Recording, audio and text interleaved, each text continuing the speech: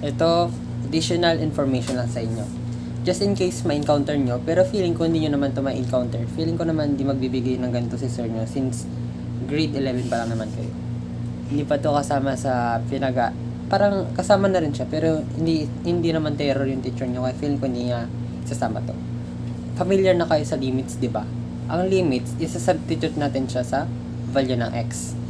Ganito yan. Paano kung in-integral mo ay integral sign, meron siyang tinatawag na upper and lower limit. Halimbawa, dito ay 2 and dito ay 4. Ang tawag dito, integral of lower limit 2 and upper limit of 4. Lower limit pag nasa baba, upper limit pag nasa taas. And then ang given is x squared plus 2 dx.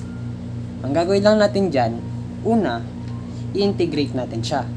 So, integral of 4 over 2 x squared, magpa-plus tayo ng 1 over, since squared siya, 2 plus 1. Then, copy the sign, which is positive plus, so plus integral of, since 2 whole number, pwede natin siyang ihiwalay. 2 integral of dx.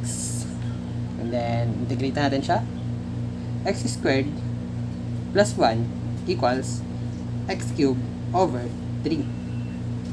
And then, plus 2 integral of dx is equals to 2x. Since hindi meron tayong upper and lower limit, which is substitute natin siya sa x, ang gagawin natin, magguguhit tayo ng straight line na mukhang absolute value pero isa lang. And then, sa baba, yung lower limit, isusulat natin dito yung 2. Sa taas, din yung 4. Ginagawa natin to pagkatapos natin i-integrate yung tong given. Pag na-integrate natin siya, saka natin to isusulat, indicating meron kang upper and lower limit. Upper and lower limit. Na, ito yung isa-substitute natin siya. Ngayon, since na-integrate na natin siya, paano natin siya i-integrate? Ganito lang yan. Since na-integrate na natin siya, paano natin siya i-substitute? Sorry. Ganito yan. Always nating unahin yung upper limit. X cube, papalitan natin siya ng 4, since ang upper limit natin is 4. Cube over 3. Plus 2, which is yung x, meron na ulit tayong value of x, nalagay natin ay yung upper limit ulit, 4. And then, close, then open parenthesis tayo. Close. Pagka ganito na may upper and lower limit, after mo mailagay yung limits, yung upper limits, ang susunod naman natin is yung lower limit. Pero bago natin yan gawin, meron tayong sign na ilalagay. Always na negative. Always na negative ang ilalagay natin dito. Negative yan. And then, open, parenthesis. Ulitin lang natin yung given na nakuha natin, x cube. Pero this time, ang value of x natin is 2. 2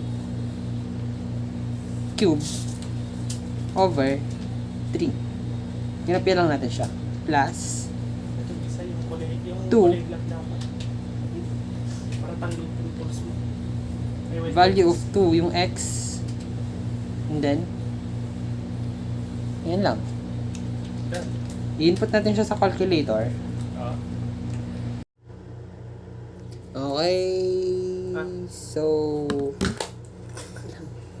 i-input natin yung nakuha natin, which is 4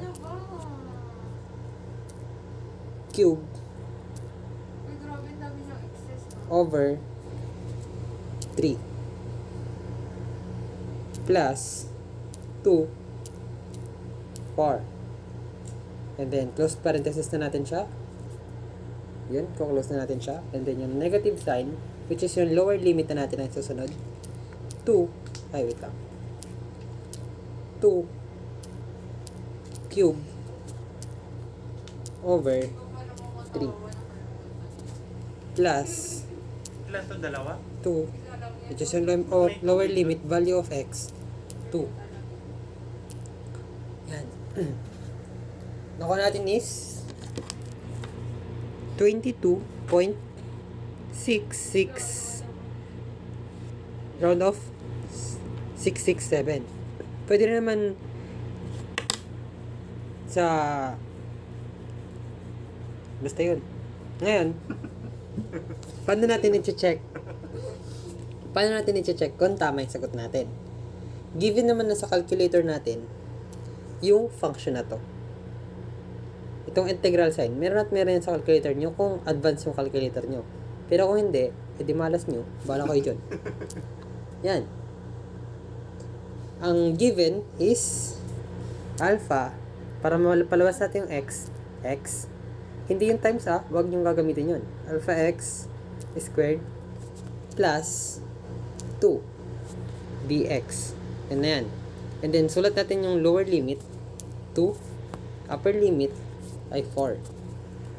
Equals, nakuha natin yung sagot. Ang galing. Wow!